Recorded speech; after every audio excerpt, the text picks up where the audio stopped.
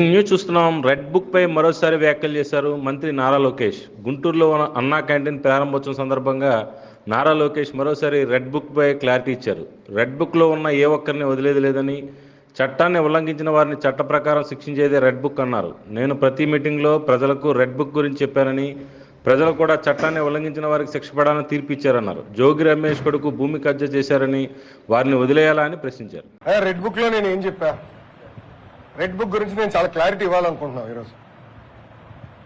నా ప్రతి స్పీచ్ చూడండి, ఎవరైతే చట్టాలు ఉల్లంఘించి కార్యకర్తల్ని ప్రజల్ని ఇబ్బంది పెట్టారో వాళ్ళని నేను వదిలిపెట్టాను అని స్పష్టంగా హామీ ఇచ్చాను.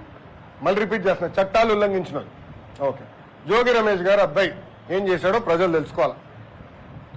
అగ్రిగోల్డ్ భూమి పత్రాలు తీసుకుని ఫేక్ పత్రాలు సృష్టించి అతని పేరుపై ట్రాన్స్ఫర్ చేసుకుని అమ్మేశాడు. అగ్రిగోల్డ్ బాధితులు చాలా మంది ఇప్పటికీ ఇబ్బంది పడుతున్నారు. వాళ్ళకి రావాల్సిన డబ్బులు ఇంకా చాలా ఉన్నాయి. అగ్రిగోల్డ్ భూముల పైన ఫేక్ పత్రాలు సృష్టించి అమ్మేశాడు, డబ్బులు సంపాదించాడు. అంటే యాక్షన్ తీసుకోకూడదా? తెలుగుదేశం, జనసేన, భారతీయ జనతా పార్టీ ప్రభుత్వం రేపు లిక్కర్లో కూడా యాక్షన్ తీసుకుంటాం, ఇసుక దండాల్లో కూడా యాక్షన్ తీసుకుంటాం. అంటే అడ్డగోలుగా ప్రజల భూమి దోచేసినా మేమేం పట్టించుకోకూడదా? నేను ఆనాడు హామీ ఇచ్చా, ఊరూరు మాట్లాడా ఎర్ర బుక్ గురించి. ప్రజలకి నేను హామీ ఇచ్చా, ఎవరైతే చట్టాన్ని ఉల్లంఘించారో వాళ్ళని నేను వదిలిపెట్టే ప్రసక్తే ఉండదు అని నేను ఊరూరు మాట్లాడాను స్వామి.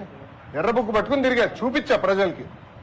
అందుకే ప్రజలు మాకు అంత అద్భుతమైన మ్యాండేట్ ఇచ్చారు.